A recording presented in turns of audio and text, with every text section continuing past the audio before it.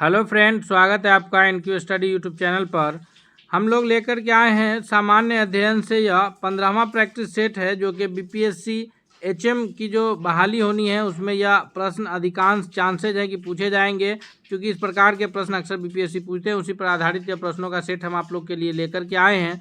तो आइए बिना देर के हुए हम लोग चलते हैं पहले प्रश्न की तरफ। पहला नंबर प्रश्न है हमारे स्क्रीन पर कि किस स्थान पर आदिवासियों ने अंग्रेजों के खिलाफ विद्रोह किया था। तो इसमें से चूंकि यह जो प्रश्न है आदिवासियों ने अंग्रेजों के खिलाफ जो विद्रोह किया था वह कौन से स्थान पे किया था, बिहार है, पंजाब है, सी कठियावाड़ है या उपयुक्त में से कोई नहीं या एक से अधिक है। तो ऑप्शन नंबर ए के रूप में करेक्ट आंसर होगा। क्योंकि जो है जब बिहार से 15 नवंबर 2000 को जो है झारखंड राज्य के रूप में अलग हुआ है, उससे पूर्व जो है झारखंड राज्य के रूप में शामिल था, बिहार का ही अभिन्न अंग था वह। और वहाँ जो है ये बिरसा मुंडा का कार्य क्षेत्र जो है झारखंड का रहा है। अर्थात हम लोग ऑप्शन नंबर ए इस प्रश्न का सबसे करेक्ट आंसर के रूप में करेंगे। क्वेश्चन नंबर दूसरा है कि 1855 ईस्वी में संथालों ने किस अंग्रेज कमांडर को हराया था। इनमें से कौन ऑप्शन सबसे करेक्ट आंसर होगा। तो अगर इस ऑप्शंस को हम लोग ध्यान से देखें दूसरा नंबर प्रश्न के लिए, तो जो सबसे करेक्ट आंसर है मेजर ब्रो, ऑप्शन नंबर सी जो है वो सबसे सही उत्तर के रूप में आंसर जाना जाएगा कि अंग्रेजों ने जो है ये मेजर ब्रो को संथालों ने अंग्रेज कमांडर मेजर ब्रो को पराजित किया था। अगले प्रश्न की ओर बढ़ते हैं। और अक्सर जो है इस प्रकार के प्रश्न पूछे जाते हैं बीपीएससी की तरफ से, जिसमें आपको कंफ्यूज किए जाते हैं। तो तीसरा नंबर क्वेश्चन है कि भारत में औपनिवेशिक शासन के दौरान शैक्षणिक संस्थानों के संदर्भ में निम्नलिखित युग्मों पर विचार कीजिए। संस्थान है और उसके ये संस्थापक है, और कौन सा युग्म सुमेलित है उस पर हम लोग को सही उत्तर करना है। तो ध्यान से करेंगे। बनारस का संस्कृत कॉलेज विलियमसन, कोलकाता मद्रास में Warren Hastings, fort William college में आर्थर वेलेस्ली। तो इसमें इन तीनों में से कौन सा युग्म जो है सुमेलित है। तो इस प्रश्न पर अगर हम लोग ध्यान से देखें तीसरा नंबर प्रश्न को, तो कोलकाता और मद्रास में वारेन हेस्टिंग्स के द्वारा जो है ये स्थापना किया गया है। ऑप्शन नंबर बी केवल करेक्ट है, यानी दूसरा करेक्ट है, बाकी जो दोनों हैं वह इनकरेक्ट है। तीसरा ऑप्शन नंबर बी इसका सबसे सही उत्तर हो जाएगा तीसरा नंबर प्रश्न के लिए। अगले प्रश्नों की ओर बढ़ते हैं हम लोग। नेक्स्ट क्वेश्चन देखते हैं। चौथा नंबर प्रश्न है हमारे स्क्रीन पर कि भारतीय राष्ट्रीय कांग्रेस के प्रथम निर्वाचित यूरोपीय अध्यक्षता था, यानी कौन जो है प्रथम अंग्रेज अध्यक्ष कह सकते हैं हम लोग कि कौन है। तो चूंकि अगर यहाँ ऑप्शन पे ध्यान दें तो एओ ह्यूम, जो कि एलन ऑक्टेवियन ह्यूम पूरा नाम है इनका, ये जो है जाने जाते हैं किस रूप में, तो संस्थापक के रूप में जाने जाते हैं। और जो जॉर्ज यूले महोदय हैं, ऑप्शन नंबर बी इसका करेक्ट आंसर है, जो कि जाने जाएंगे प्रथम अंग्रेज अध्यक्ष के रूप में। और एनी बेसेंट जो है ये जानी जाएंगी किसमें, प्रथम महिला अध्यक्ष के रूप में एनी बेसेंट जानी जाएंगी। और जो भारतीय राष्ट्रीय कांग्रेस के प्रथम अध्यक्ष है वो ये WC बनर्जी यानी व्योमेश चंद्र बनर्जी हैं। प्रथम मुस्लिम अध्यक्ष जो है वो कौन है, तो प्रथम मुस्लिम अध्यक्ष बदरुद्दीन तैयब जी हैं। अगर दूसरे अध्यक्ष की बात की जाए जो दादा भाई नौरोजी हैं, जो पारसी समुदाय से हैं। और जॉर्ज यूले जो है प्रथम अंग्रेज अध्यक्ष हैं, और ऐसे भारतीय राष्ट्रीय कांग्रेस के चौथे अध्यक्ष हैं। प्रथम महिला अध्यक्ष एनी बेसेंट है, और प्रथम भारतीय महिला अध्यक्ष की अगर बात की जाए तो सरोजिनी नायडू जी हैं। अगले प्रश्न की ओर बढ़ते हैं। नेक्स्ट क्वेश्चन देखते हैं। क्वेश्चन नंबर 5 है कि निम्नलिखित कथनों पर विचार कीजिए और कूट में सही उत्तर देना है। पहला कथन है कि भारतीय राष्ट्रीय कांग्रेस का प्रथम अधिवेशन कलकत्ता में हुआ। गलत है, क्योंकि प्रथम अधिवेशन कहाँ हुआ था, प्रथम अधिवेशन हुआ था महाराष्ट्र में, मुंबई में। उसके बाद है दूसरा कथन है कि भारतीय राष्ट्रीय कांग्रेस का दूसरा अधिवेशन की अध्यक्षता दादा भाई नौरोजी की अध्यक्षता में हुई। दूसरा अधिवेशन बिल्कुल सही है। तीसरा है कि भारतीय राष्ट्रीय कांग्रेस तथा मुस्लिम लीग दोनों में लखनऊ में 1916 में अधिवेशन हुआ, जिसे लखनऊ समझौता के नाम से जाना जाता है। यह भी सही है, क्योंकि भारतीय राष्ट्रीय कांग्रेस के दो गुट हो गए थे 1907 के सूरत अधिवेशन में, तो उन दोनों गुट में भी और ये भारतीय राष्ट्रीय कांग्रेस और मुस्लिम लीग के बीच आपस में भी जो है लखनऊ में अधिवेशन हुआ, और उसमें दोनों के बीच समझौता हुआ, और इसको लखनऊ समझौता के नाम से जाना जाता है। यानी अगर 5वां नंबर प्रश्न पर हम लोग विशेष ध्यान दें तो पहला ऑप्शन गलत है, और दूसरा तीसरा कथन करेक्ट है। ऑप्शन नंबर सी सही उत्तर के रूप में जाना जाएगा। अगले प्रश्न की ओर बढ़ते हैं दोस्तों। देखते हैं हम लोग छठा नंबर प्रश्न। छठा नंबर प्रश्न है हमारे स्क्रीन पर कि रविंद्रनाथ टैगोर ने नाइटहुड की उपाधि क्यों लौटा दी थी, किस कारण से त्याग दी थी। तो इस छठा नंबर प्रश्न का जो सबसे सही जवाब होगा कि रविंद्रनाथ टैगोर के द्वारा जो नाइटहुड की उपाधि त्याग दी गई थी यह इस वजह से क्योंकि जो है रविंद्रनाथ टैगोर चाहते थे ये जो 1919 ईस्वी में रॉलेट एक्ट आया और रॉलेट एक्ट के पश्चात जो है जिसके तहत नो वकील, नो दलील, नो अपील और शक के बुनियाद पर किसी को भी गिरफ्तार किया जा सकता था, उस पर मुकदमा चलाया जा सकता था। तो उसी के तहत जो है डॉक्टर सैफुद्दीन किचलू और डॉक्टर सत्यपाल को किडनैप कर उन्हें जो है गिरफ्तार करके लिया गया था और लोग जो है अमृतसर के जलियांवाला बाग में शांतिपूर्ण सभा कर रहे थे, जिस पर जनरल ओ डायर की सेना ने जो है गोलियां बरसा दी और निहत्थे हजारों लोग मारे गए थे।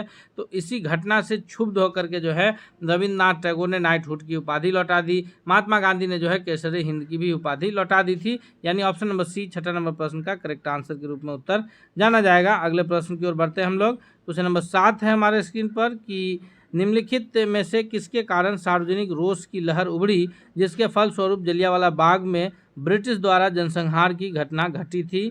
तो ये आर्म्स एक्ट के तहत नहीं था, किसके तहत था? तो ये रॉलेट एक्ट के तहत था। आर्म्स एक्ट और वर्नाकुलर प्रेस एक्ट ये जो है 1878 की घटना है और ये जो है 1919 की घटना है। Option number C correct answer है 7वां नंबर प्रश्न के लिए। नेक्स्ट क्वेश्चन की ओर बढ़ते हैं दोस्तों। क्वेश्चन नंबर 8 है कि निम्नलिखित में से किसने 1942 में भारत छोड़ो प्रस्ताव का समर्थन किया था। यानी भारत छोड़ो आंदोलन जो 8-9 अगस्त 1942 को शुरू हुआ था, तो इसमें किसने इस प्रस्ताव का समर्थन किया था? तो इसका 8वां का सही उत्तर ऑप्शन नंबर सी होगा। दोस्तों यह प्रश्न जो है हम आपके लिए लेकर के आए हैं जो कि आपकी परीक्षा की दृष्टि से बहुत लाभकारी साबित होगा। आपसे इसलिए रिक्वेस्ट भी है कि यदि आप हमारे चैनल पर अब तक नए हैं तो सब्सक्राइब करते हुए बेल आइकन को दबा लीजिएगा तथा अगर आपको वीडियो पसंद आ रहा है तो दोस्तों के बीच भी इसको शेयर कीजिएगा ताकि सभी लोग इससे फ़ायदा उठा सके। नेक्स्ट प्रश्न है हमारे स्क्रीन पर। क्वेश्चन नंबर 9 है कि नीचे के स्थानों में जो सूची दी गई है उनके नामोल्लेख कीजिए जहां भारत छोड़ो आंदोलन में समांतर सरकारों की स्थापना की गई थी। सूची में दिए गए कूट में उत्तर देना है। बलिया है, सतारा है, हजारीबाग है, मेरठ है। यहाँ जो है भारत छोड़ो आंदोलन में समांतर सरकारों की जो स्थापना की गई है तो इसमें कौन सा कूट करेक्ट आंसर है 9वां नंबर प्रश्न का? तो सही उत्तर में पहला और दूसरा यानी बलिया और सतारा, हजारीबाग, मेरठ नहीं होगा। ऑप्शन नंबर ए जो है इसका 9वां नंबर प्रश्न के लिए सही उत्तर के रूप में जाना जाएगा। नेक्स्ट क्वेश्चन है क्वेश्चन नंबर 10 है कि ऑपरेशन रूबिकॉन वह कूट शब्द था जिसे भारत में ब्रिटिश सरकार के द्वारा निम्नलिखित में से किस संदर्भ में प्रयोग किया जाना था। ऑपरेशन रूबिकॉन कौन सा कूट शब्द था? इस जेल में गांधी जी के आमरण अनशन को लेकर के, जयप्रकाश नारायण की गतिविधि को लेकर के या गोलमेज सम्मेलन में गांधी जी की सहभागिता को लेकर के? तो इसका सही उत्तर है 10वां का ऑप्शन नंबर ए कि जेल में गांधी जी का आमरण अनशन को लेकर के था जिसमें जो है प्रयोग में लाना था। क्वेश्चन नंबर 11 है कि गांधी जी ने सेवा धर्म कहाँ अपनाया था। ये गांधी जी ने जो है सेवा धर्म मुंबई में अपनाया था या फिर शांति निकेतन ने या दक्षिण अफ्रीका में। तो हम सभी जानते हैं कि गांधी जी जो है एक व्यापारी का केस लड़ने के लिए दक्षिण अफ्रीका गए थे और वहाँ इन्होंने जो है सेवा धर्म अपनाया। ऑप्शन नंबर सी 11वां नंबर प्रश्न का सबसे 12 है हमारे स्क्रीन पर कि लॉर्ड माउंटबेटन वायसराय के रूप में भारत कब आए थे। इसका सही उत्तर क्या होगा? तो लॉर्ड माउंटबेटन जो है अगर हम लोग ऑप्शंस को ध्यान से पढ़ें कि भारतीय उपमहाद्वीप में विभाजित करने की विशेषता से हिदायत के साथ यथासंभव भारत को संयुक्त रखने की विशेष हिदायत के साथ, तो लॉर्ड माउंटबेटन जो भारत आए थे माउंटबेटन योजना के रूप में जो जाना जाता है कि वो हमेशा यह कोशिश में आए थे कि भारत जो है वो मतलब संयुक्त रहे, इस हिदायत के साथ वो भारत आए थे। ऑप्शन नंबर बी इसका करेक्ट आंसर होगा। नेक्स्ट क्वेश्चन है कि भारत के विभाजन से संबंधित माउंटबेटन योजना की सरकारी तौर पर घोषणा कब हुई।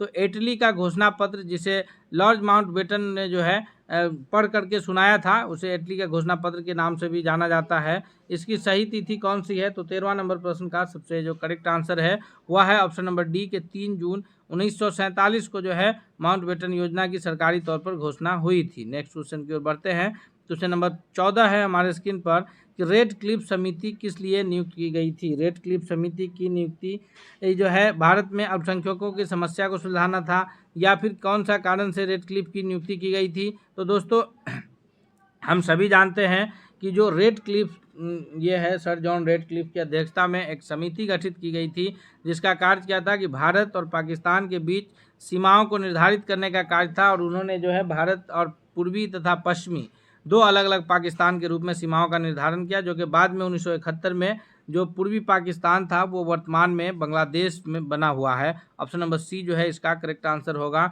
इसी वजह से भारत और पाकिस्तान के बीच की जो अंतर्राष्ट्रीय सीमा रेखा है उसे रेड क्लिफ लाइन के नाम से भी जानते हैं। यह प्रश्न जो सेट है वो आपके लिए बहुत ही लाभकारी होगा, इसलिए आपसे रिक्वेस्ट है कि आप अंत तक वीडियो को जरूर देखिएगा। साथ ही साथ आपसे ये भी रिक्वेस्ट है कि अगर आप हमसे पहले उत्तर कर पा रहे तो आप कमेंट करके भी बताइए, और वीडियो के अंत में आप जरूर बताइए कि टोटल प्रश्नों में से आपके कितने कुल सही हुए हैं। अगले प्रश्न की ओर बढ़ते हैं। नेक्स्ट क्वेश्चन है 15 है कि निम्नलिखित में से किसके अंतर्गत भारत में सर्वप्रथम सर्वोच्च न्यायालय की स्थापना की गई थी। भारत में जो सर्वोच्च न्यायालय की स्थापना की गई है वह किस अधिनियम के तहत किया गया है। 15वां नंबर प्रश्न का जो करेक्ट आंसर है वो ऑप्शन नंबर ए है कि रेगुलेटिंग एक्ट 1773 के तहत जो है भारत में सबसे पहले ये सर्वोच्च न्यायालय की स्थापना की गई है। नेक्स्ट क्वेश्चन है 16 है कि लोक सेवा की परीक्षा इंग्लैंड तथा भारत में एक साथ करने की संस्तुति निम्नलिखित में से किसके द्वारा दी गई थी। तो 16वां नंबर प्रश्न का सही उत्तर क्या होगा कि लोक सेवा की जो परीक्षा इंग्लैंड तथा भारत में एक साथ करने की संस्तुति जो दी गई है, 16वां नंबर प्रश्न के लिए सही उत्तर ऑप्शन नंबर सी हो जाएगा कि मॉन्टेग्यू चेम्सफोर्ड की रिपोर्ट के द्वारा जो है यह बात कही गई है, यानी सी सही उत्तर है। क्वेश्चन नंबर 17 है हमारे स्क्रीन पर कि रॉलेट एक्ट के विरुद्ध में किसने लगान न देने का आंदोलन चलाने का सुझाव दिया था। यानी रॉलेट एक्ट जो 1919 ईस्वी में आया था तो उसके आंदोलन के विरोध में जो है किसने कहा था कि लगान न दिया जाए। इसमें सबसे सही उत्तर जो है वो ऑप्शन नंबर डी है कि स्वामी श्रद्धानंद जी ने जो है यह बात कहा था कि जो है हम लोग लगान देना बंद कर देंगे, क्योंकि जो ये कानून था जिसे काला कानून की संज्ञा दी गई थी। अब है जो प्रश्न यह भूगोल से संबंधित प्रश्न है और जो इसे हम लोग अभी एक एक करके देखेंगे। क्वेश्चन है कि पृथ्वी के कोर में किस तत्व की प्रधानता होती है। कोर मेंटल कोर में से पृथ्वी के कोर में जो है वह किस दो तत्वों की प्रधानता है। तो 18वां नंबर प्रश्न का सही उत्तर है ऑप्शन नंबर डी, जिसे नीफे के नाम से भी जानते हैं, यानी निकेल प्लस फेरस की प्रधानता जो है, फेरस लोहा का जो है लैटिन नाम है, तो इसकी प्रधानता है। नेक्स्ट क्वेश्चन है क्वेश्चन नंबर 19 है कि भूपरपट्टी पर पाए जाने वाले विभिन्न तत्वों की मात्रा का सही अवरोही क्रम कौन सा है। तो तत्वों की मात्रा का सही अवरोही क्रम हम लोग को ढूंढना है। इसका जो सही उत्तर होगा 19वां का वो कौन सा हो जाएगा। तो ऑक्सीजन है, फिर सबसे अधिक मात्रा में चूँकि जो वायुमंडल में ऑक्सीजन जो है कितना है 78% नाइट्रोजन है और 21% ऑक्सीजन है, तो सबसे अधिक मात्रा में ऑक्सीजन हो गया। फिर सिलिकॉन है, फिर एल्युमिनियम है, फिर लोहा है। तो यानी इसमें जो सही उत्तर के रूप में आंसर चला जाएगा वो ऑप्शन नंबर डी के रूप में उत्तर जाना जाएगा 19वां नंबर प्रश्न के लिए। अगले प्रश्न की ओर बढ़ते हैं। क्वेश्चन नंबर 20 है कि रिक्टर स्केल का प्रयोग किसके मापने के लिए किया जाता है। तो हम सभी जानते हैं कि जो सिस्मोग्राफ यंत्र है जिसमें जो है रिक्टर पैमाने का इस्तेमाल किसके लिए किया जाता है, भूकंप की तीव्रता के मापने के लिए जो है किया जाता है। अर्थात इस 20वां नंबर प्रश्न के लिए correct answer option number C हो जाएगा कि रिक्टर स्केल का प्रयोग जो है वो भूकंप की तीव्रता को मापने के लिए किया जाता है। नेक्स्ट क्वेश्चन है 21 है कि वातावरण की वह परत जो रेडियो तरंगों को परावर्तित करती है कौन सी परत है। वातावरण की जो परतें हैं आयन मंडल, क्षोभ मंडल, सप्ताह मंडल और बाह्य मंडल में से कौन सी परत है जो रेडियो तरंगों को परावर्तित करने का कार्य करते हैं। 21वां नंबर प्रश्न का करेक्ट आंसर के रूप में उत्तर जाना जाएगा ऑप्शन नंबर ए कि वह आयन मंडल है जो रेडियो तरंगों को परावर्तित करती है। अब हमें सुमेलित करना है कि देश और उसके सर्वोच्च शिखर के रूप में हम सभी जानते हैं कि दुनिया का जो सबसे सर्वोच्च शिखर है वो माउंट एवरेस्ट है। नेपाल में उसे सागरमाथा के नाम से जाना जाता है। भारत का भी जानते चले कि भारत में अगर सर्वोच्च चोटी की बात की जाए तो वह K2 गाडविन आस्टीन है जो कि POK में स्थित है। और भारत की अगर सर्वोच्च चोटी की बात की जाए जो हिमालय की चोटी है तो वह कंचनजंगा है जो भारत की सर्वोच्च चोटी है हिमालय की। अब यहाँ पर हम लोग को देश और उसकी सर्वोच्च चोटी को मिलान करके सही कूट को हमको आंसर करना है। तो इसके लिए सही उत्तर क्या हो जाएगा कि अर्जेंटीना का जो है वो एकांकागुआ है। उसके बाद जो है ये इक्वेडोर का जो है वो चिम्बराजो है। उसके बाद जो है तंजानिया का जो है वो किलिमंजारो है और संयुक्त राज्य अमेरिका का माउंट मैकिनले है। अर्थात इस तरह ऑप्शन नंबर बी जो है वो सबसे सही उत्तर के रूप में जाना जाएगा। नेक्स्ट प्रश्न की ओर बढ़ते हैं। क्वेश्चन नंबर 23वां है कि नेफोमीटर किस चीज़ के मापने के लिए इस्तेमाल किया जाता है। नेफोमीटर जो यंत्र है इसमें कौन सी चीज़ मापते हैं। तो नेफोमीटर के जरिए जो है हम लोग मापते हैं बादलों की दिशा एवं उसकी गति। ऑप्शन नंबर बी जो है वो करेक्ट आंसर होगा। क्वेश्चन नंबर 24 है कि इसमें से कौन सा सुमेलित नहीं है, थोड़ा सा ध्यान देना है। इवेपोरीमीटर जलवाष्प मापन, करंट मीटर, जल प्रवाह मापन, एमीटर 2 स्थानों के मध्य दूरी का मापन, एटमोमीटर 2 स्थान के बीच दूरी का मापन, या फिर रोटामीटर जलीय आर्द्रता का मापन। तो अगर इसमें हम इनकरेक्ट देखें जो सुमेलित नहीं है 24वां नंबर प्रश्न का, ऑप्शन नंबर डी हो जाएगा कि रोटामीटर जो है जलीय आर्द्रता का मापन, यह करेक्ट नहीं है। अगले प्रश्न की ओर बढ़ते हैं। क्वेश्चन नंबर 25 है कि सूची 1 को सूची 2 से मिलाना है। यहाँ पर्वतीय दर्रा है और उस कौन राज्य में कौन से दर्रा जो है, जो पर्वतीय दर्रा को कौन से राज्य में कौन से दर्रा स्थित है, उसे हमें मिलान करना है। इस प्रकार के अक्सर प्रश्न हम बार बार कह रहे हैं कि जो है बीपीएससी के द्वारा खासकर पूछे जाते हैं, तो इसी प्रकार के प्रश्न हम लेकर के आए हैं आपके लिए। इसका जो सही उत्तर है 25वां का, वह है ऑप्शन नंबर कौन सा करेक्ट आंसर होगा। तो ध्यान से अगर देखा जाए तो माना दर्रा जो है यह उत्तराखंड राज्य में स्थित है। उसके बाद जो है नाथुला दर्रा, ये तो सिक्किम राज्य में स्थित है, जो कि बिहार बोर्ड के क्लास 5 में आपको जानकारी मिल जाएगा। जोजिला दर्रा जम्मू कश्मीर में स्थित है। सिपकीला दर्रा हिमाचल प्रदेश में स्थित है। इस प्रकार अगर यहाँ पर सही कूट है तो ऑप्शन नंबर सी इसका करेक्ट आंसर है। नेक्स्ट प्रश्न की ओर बढ़ते हैं। क्वेश्चन नंबर 26 है, निम्नलिखित में से कौन सा कथन सत्य नहीं है। असत्य कथन को हमें यहाँ ढूंढना है कि महानदी का उद्गम स्थल छत्तीसगढ़ में है, और गोदावरी का उद्गम स्थल महाराष्ट्र में है, कावेरी का उद्गम स्थल आंध्र प्रदेश में है, और ताप्ती नदी का उद्गम स्थल मध्य प्रदेश में है। तो इसमें जो असत्य कथन है, जो गलत कथन है, वो सी है ऑप्शन नंबर की कावेरी का उद्गम स्थल आंध्र प्रदेश में है। नेक्स्ट क्वेश्चन की ओर बढ़ते हैं। क्वेश्चन नंबर 27 है, जो कि भारतीय संविधान से रिलेटेड प्रश्न है। दोस्तों हम लोग इतिहास में भारतीय राष्ट्रीय आंदोलन के बाद भूगोल से रिलेटेड प्रश्न देखें, उसके बाद अब हम लोग भारतीय संविधान से रिलेटेड प्रश्नों को एक एक करके देखने जा रहे हैं। हम आपसे फिर एक बार रिक्वेस्ट करते हैं कि यदि आप हमारे चैनल पर अब तक नए हैं तो प्लीज़ आप चैनल को जरूर सब्सक्राइब कर लीजिएगा और बेल आइकन को दबाइएगा। साथ ही साथ वीडियो पसंद आ रहा है तो दोस्तों के बीच लाइक करना नहीं भूलिएगा, लाइक एंड दोस्तों के बीच शेयर कीजिएगा। क्वेश्चन नंबर 27 है कि भारतीय संविधान के अनुच्छेद 344 के तहत प्रथम राजकीय भाषा आयोग का गठन हुआ था। कौन सा आंसर सही होगा। तो 27वां नंबर प्रश्न का जो सबसे करेक्ट आंसर है दोस्तों कि भारतीय संविधान के अनुच्छेद 344 के तहत जो प्रथम राजकीय भाषा आयोग का गठन हुआ है, यह है ऑप्शन नंबर बी के 1955 ईस्वी में बीजी खेर की अध्यक्षता में हुआ है। नेक्स्ट सवाल की ओर बढ़ते हैं। अगला प्रश्न 28 है कि शिक्षा को किस संविधान संशोधन के द्वारा राज्य सूची में समवर्ती सूची में लाया गया। तो अपने भारतीय संविधान के में 3 प्रकार की सूचियां हैं, जो कि संघ सूची है, राज्य सूची है और समवर्ती सूची है। शिक्षा पहले राज्य सूची का विषय हुआ करता था, लेकिन उसे जो है 42वां संविधान संशोधन के द्वारा जो है शिक्षा को समवर्ती सूची में शामिल किया गया है। यानी इस पर अब राज्य सरकार और केंद्र सरकार दोनों को कानून बनाने का अधिकार प्राप्त है। क्वेश्चन नंबर 29 है कि लोकतांत्रिक विकेंद्रीकरण का सुझाव दिया गया था किनके द्वारा। लोकतांत्रिक विकेंद्रीकरण का सुझाव जो है किनके द्वारा दिया गया है। तो 29वां नंबर प्रश्न का करेक्ट आंसर है कि बलवंत राय मेहता समिति के द्वारा जो है इसका सुझाव दिया गया है। इसी के तहत जो है फिर पंचायती राज व्यवस्था का बंटवारा हुआ है। Option number D correct answer है। क्वेश्चन नंबर 30 है कि निम्नलिखित को सुमेलित करना है कि किस जगह के कौन संचालन करता है। तो ये एक तरफ जो है संघ राज्य क्षेत्र है, यानी यूनियन टेरिटरी है, और वहाँ के जो संचालन करता है उनको किस नाम से जाना जाता है। तो इसका जो सही उत्तर है कि चंडीगढ़ में जो है वो मुख्य आयुक्त के नाम से जाने जाते हैं। उसके बाद जो है ये दिल्ली में जो है वो उपराज्यपाल के नाम से जाने जाते हैं। उसके बाद जो है लक्षद्वीप में प्रशासक के नाम से, और पुडुचेरी में भी जो है उपराज्यपाल के नाम से जाने जाते हैं। यानी अब 30वां का जो है अगर ध्यान से देखा जाए तो ऑप्शन नंबर डी जो है वो सी जो है वो करेक्ट आंसर के रूप में उत्तर जाना जाएगा। सी ऑप्शन सबसे सही उत्तर होगा। अगले प्रश्न की ओर बढ़ते हैं। नेक्स्ट क्वेश्चन है 31वां है कि भारत संविधान के किस अनुच्छेद के तहत राष्ट्रीय आपातकाल की उद्घोषणा राष्ट्रपति करते हैं। तो संविधान के जो अनुच्छेद 352 के तहत जो है राष्ट्रपति को यह अधिकार प्राप्त है कि वो राष्ट्रीय आपातकाल की घोषणा कर सकते हैं। अगले प्रश्न की ओर बढ़ते हैं हम लोग, देखते हैं 32वां नंबर प्रश्न। नंबर 32 है कि योजना आयोग ने संघवाद की निरस्तर कर दिया, यह किसका विचार है। योजना आयोग ने संघवाद को निरस्त कर दिया, यह विचार किसका है।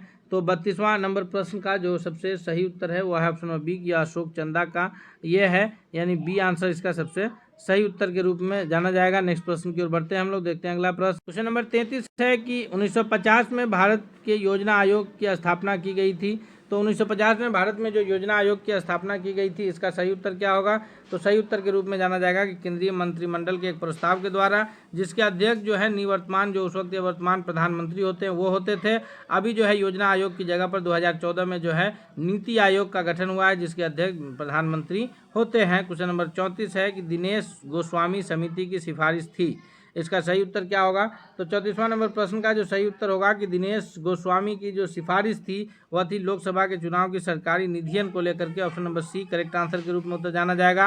नेक्स्ट प्रश्न है क्वेश्चन नंबर 35 है कि निम्नलिखित में से कौन सा विषय समवर्ती सूची में शामिल है? कृषि है, शिक्षा है, पुलिस है, रक्षा है। तो इसमें से पुलिस राज्य सूची का विषय शामिल है, लेकिन शिक्षा जो है वह समवर्ती सूची का विषय है। इस प्रकार option number B correct answer होगा। नेक्स्ट दोस्तों, हम लोग इसमें 35 प्रश्नों को अभी कंप्लीट किया है, जो कि परीक्षा की दृष्टि से अधिक महत्वपूर्ण है। आपसे रिक्वेस्ट है कि यदि आप हमारे चैनल पर अब तक नए हैं तो जरूर सब्सक्राइब कर लीजिएगा और बेल आइकन को दबा लीजिएगा, ताकि कोई भी अपडेट्स आएगा तो सबसे पहले आप तक पहुंचेगा। और साथ ही साथ वीडियो पसंद आया है तो इसे लाइक करते हुए दोस्तों के बीच जरूर शेयर कीजिएगा। मिलते हैं अगले सेट के साथ, तब तक के लिए धन्यवाद।